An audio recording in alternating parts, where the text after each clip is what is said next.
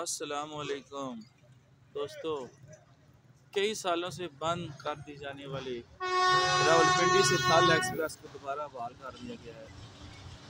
जो अभी टेक्सला से निकल चुका है।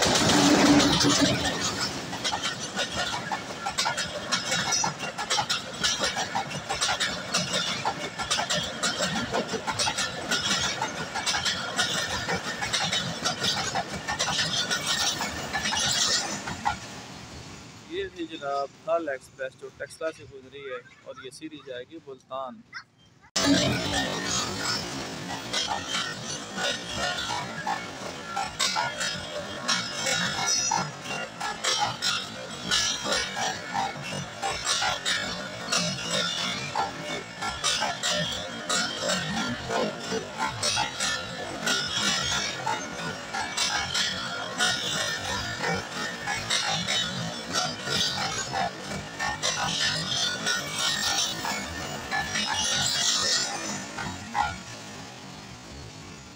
ये थी जनाब थल एक्सप्रेस जो टेक्सला से गुजरी है और ये सीधी जाएगी मुल्तान।